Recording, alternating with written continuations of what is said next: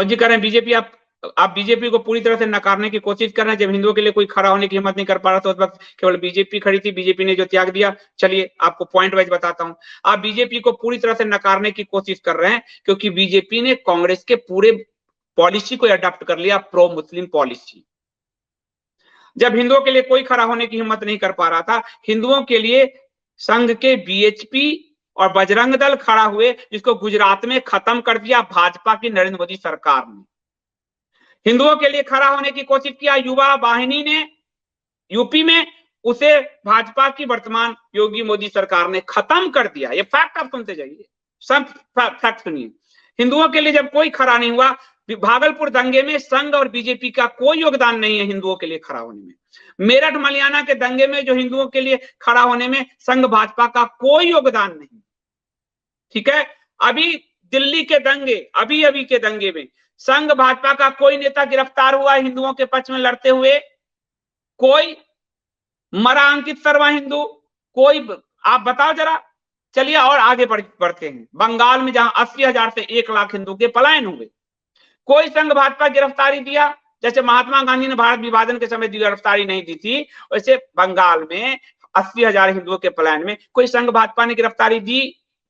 चलिए कश्मीर चलते हैं, जहां जहां इनकी सरकार थी, कश्मीरी पंडितों का पलायन हो रहा था, एक भी नेता आपको याद है भाजपा और संघ का जिसने गिरफ्तारी दिया हो, उनके पक्ष में खड़ा होकर गिरफ्तारी दिया हो कि हम कश्मीरी पंडितों के लिए खड़े हैं, हम बलिदान देंगे? संघ के ही नेता को, टपलू जी को मारा गया, फिर भी संघ नहीं आई।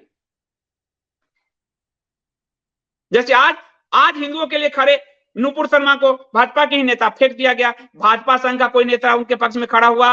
नबील जिंदल को फेंक दिया गया, भाजपा का ही प्रवक्ता था, कोई भाजपा संघ का नेता खड़ा हुआ। टी राजा को फेंक दिया गया, कोई भाजपा संघ का नेता खड़ा हुआ। तो आपके फैक्ट तो मैच ही नहीं कर रहे हैं ना, आपके परसेप्शन है, फैक्ट तो है नहीं। बीजेपी ने कोई त्याग नहीं दिया सत्ता के लिए। सत्ता के लिए तो उसने मोरारजी सरकार में संघ की सदस्यता छोड़ने को तैयार थी।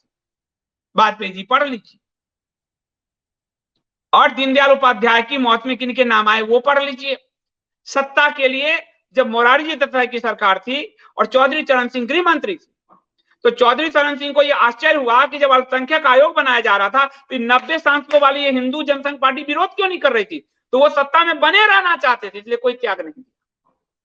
सत्ता में त्याग देने के लिए पीडीपी के साथ गठबंधन किया, कोई त्याग नहीं किया। वो पीडीपी जिसके नेतृत्व में घाटी से हिंदुओं का पलायन हुआ, कोई त्याग नहीं दिया। फारूक अब्दुल्ला 2001 में जो उसने रोशनी एक्ट बनाया, उसके साथ सरकार बनाई। तो आप क्या त्याग कहोगे? फैक्ट तो दो, एक फैक्ट दे दो मुझे, फैक्ट दो ना मुझे।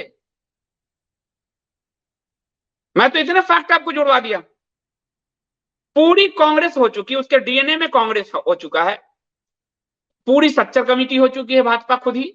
और आप त्याग जी का त्याग हमको बताओगे? कहने से दुनिया का परसेप्शन मुझे बताओ ना, सही बताओ। अभी कार्यकर्ता मारे जा रहे हैं बंगाल में, नेता एसी रूम में एकदम बैठ के हम शपथ लेते हैं। नड्डा जी क्यों नहीं त्याग देने के लिए वहां चले गए? फैक्ट नहीं होंगे आपके पास, इसीलिए कह रहा हूं परसेप्शन आप लोग क्रिएट करते हो। आपने देखे ना अभी कुछ पत्रकारों ने जो इंटरव्यू भी लिए थे, परसेप्शन फैक्ट नहीं होते। और पूरा पत्रकारिता, पूरा समाज फैक्ट बेस्ड होता है, परसेप्शन से निर्मित होता है, वो माया है। जब फैक्ट आता है तो परसेप्शन के बुलबुले फूट जाते हैं।